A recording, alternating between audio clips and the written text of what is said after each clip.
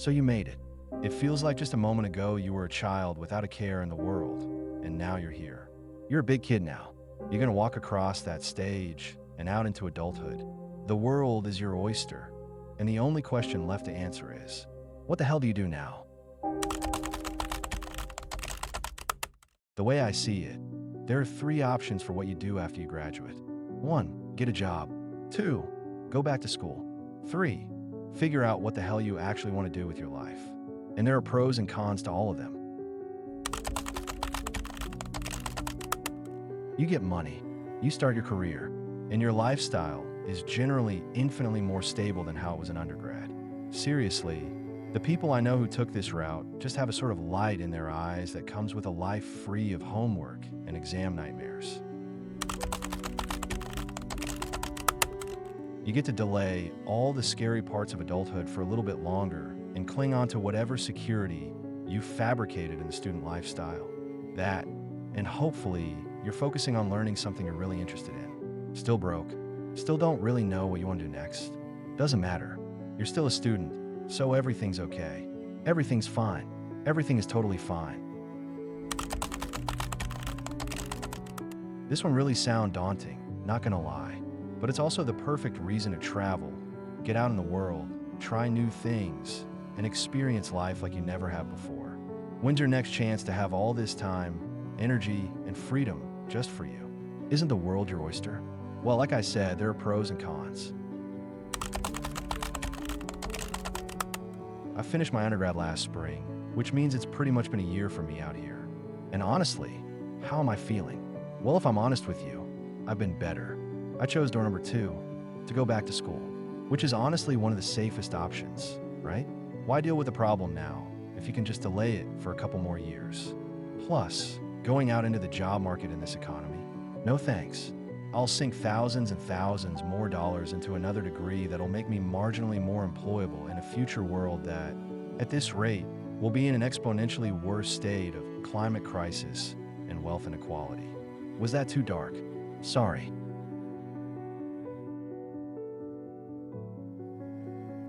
Listen, I know how much this absolutely reeks of privilege.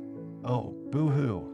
I had the time, money, and resources to get a world-class education in an institution my ancestors might not have even thought possible for me.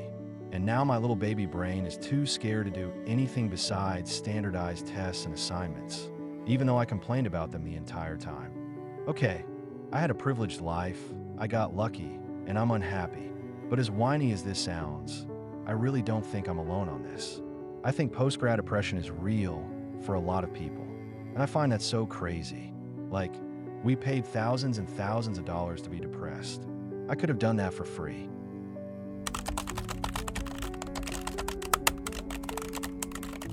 And I know it's not just me. For those courageous ones that jump straight into the workforce, most of the time, they're not landing a nice cushy job on the first go either. They're in the bottomless pit of sending out job applications with no responses, sinking deeper and deeper into unemployed despair. Or they land an entry-level position of grunt work and submission, spending years to get to where they actually want to be. Even if they do get a decent job, which obviously some do, unless they decide to go back to school sometime in the future, they're essentially staring down a 40 to 50-year-long barrel of the industry they're now locked into for the rest of their working life. An industry that, mind you, they likely chose at the ripe age of 17 years old, at the pinnacle of hormones and emotional fluctuations. Let's hope that kid made a good choice, right?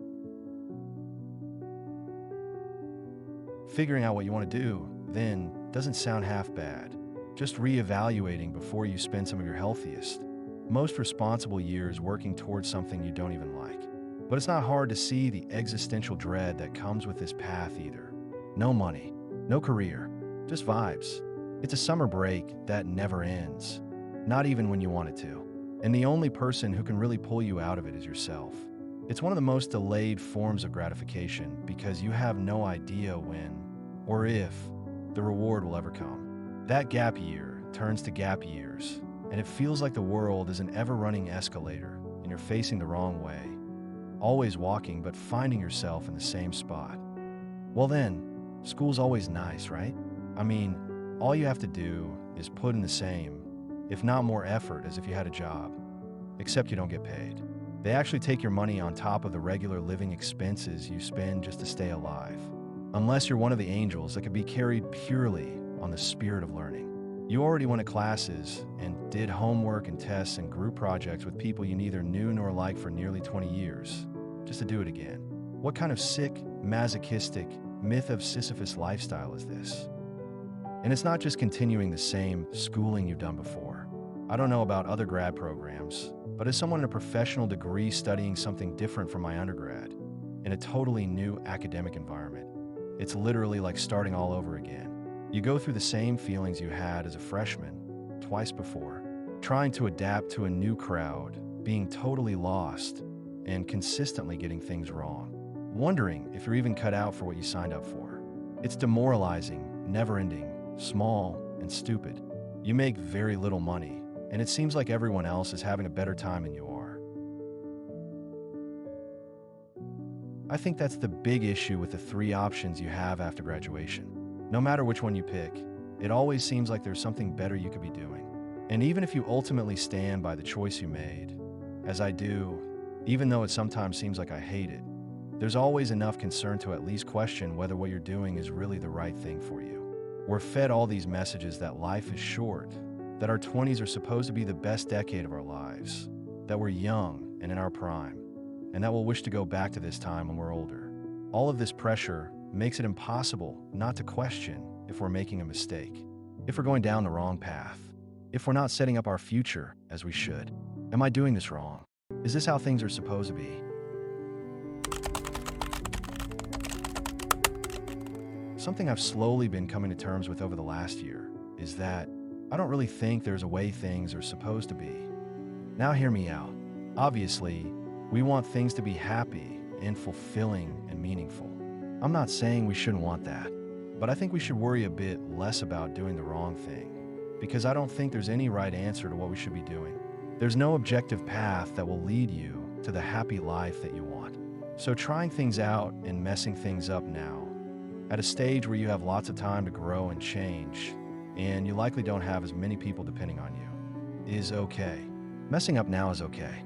There are obviously some things that might be objectively wrong for you, and it's good to figure those things out too.